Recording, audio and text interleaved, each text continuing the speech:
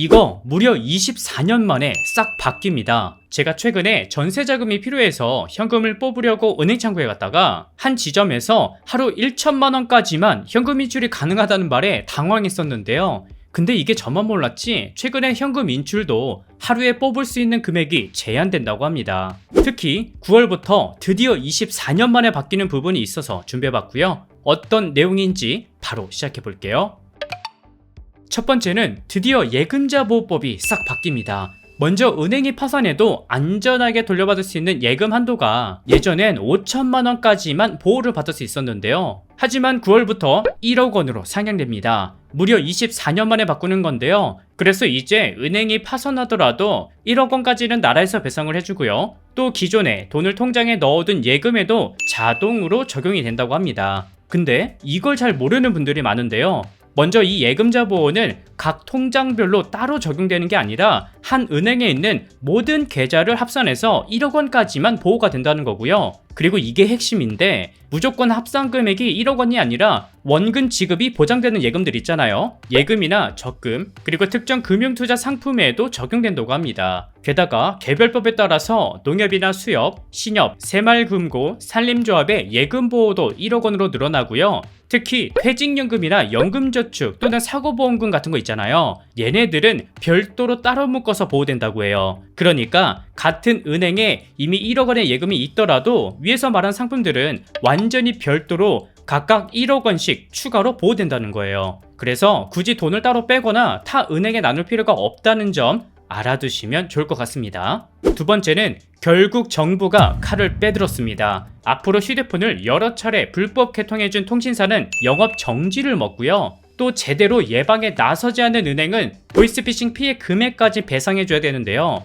요새 보이스피싱이 상상을 초월할 정도로 교묘해졌다고 합니다.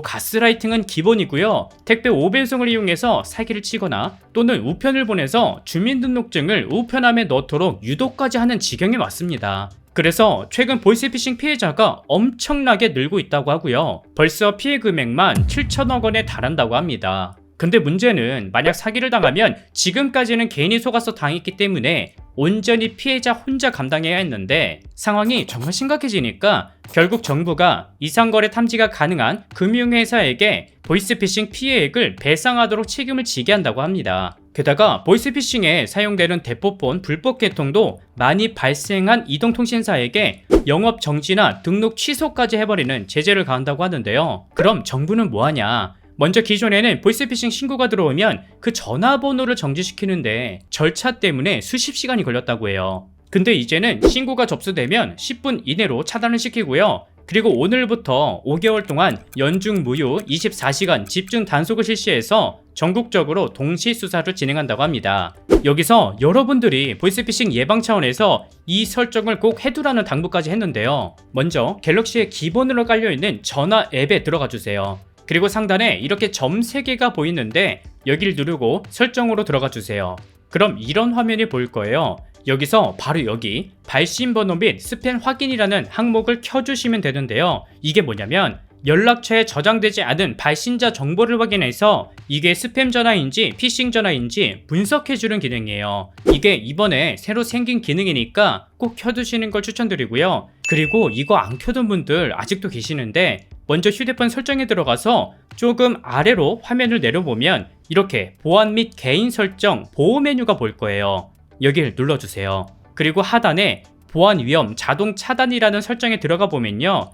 내가 따로 설정하지 않는 이상 모두 사용 안 함으로 꺼져 있을 거예요. 이거는 꼭 켜주세요. 이 기능만 켜주면 자동으로 악성 앱 설치를 막아주고 차단까지 해주니까 귀찮더라도 켜두시는 걸 추천드립니다. 세 번째는 드디어 10월부터 오프라인 오픈뱅킹이 도입됩니다. 먼저 이게 뭐냐면 우리가 기존에는 국민은행 계좌가 있다 라고 한다면 국민은행에서만 예금 인출이라든지 납부 등등 업무를 볼 수 있었잖아요. 근데 이제 어디 은행을 가더라도 내가 가지고 있는 신한은행, 농협, 우리은행 등 다른 은행 업무도 볼 수 있게 바뀌는 거예요. 그래서 이제는 번거롭게 국민은행, 신한은행 위치 찾아서 갈 필요 없이 그냥 우리 집과 제일 가까운 은행에 가서 모든 업무를 다 볼 수 있게 되는데요. 이르면 10월부터 연내 전국 은행 점포에서 시행하는 걸 목표로 하고 있으니까 평소 현금을 많이 쓰시는 분들이나 또는 디지털에 익숙치 않은 어르신들도 이젠 아무 은행에 방문해도 여러 은행의 업무를 다 볼 수 있어 편하실 것 같습니다. 그리고 이거 잘 모르고 계시는 분들 많으신데 7월부터 우체국에서도 은행 업무를 볼 수 있게 바뀌었어요. 은행 대리업이라고 우체국에서도 국민은행, 농협, 우리은행 등 다른 은행 업무를 똑같이 볼 수 있게 현재 시범운행 중에 있으니까 주변에 우체국이 있다면 우체국에서 업무를 보셔도 좋을 것 같습니다.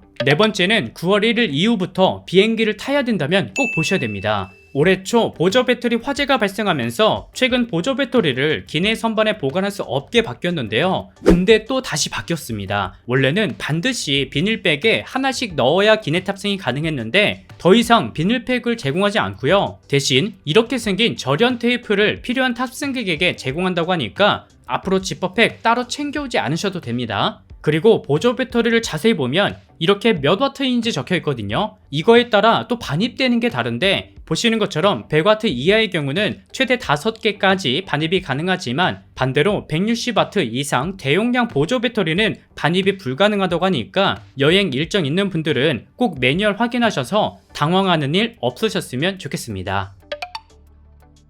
오늘은 이렇게 9월부터 바뀌는 4가지를 말씀드려봤는데요. 다른 거 다 떠나서 보이스피싱, 이건 진짜 남일 같다고 생각하지 마시고요. 항상 조심하셔서 피해를 입는 일이 없으셨으면 좋겠습니다. 오늘은 여기까지 준비했고요. 저는 다음 영상에서 다시 인사드릴게요. 시청해주셔서 감사합니다.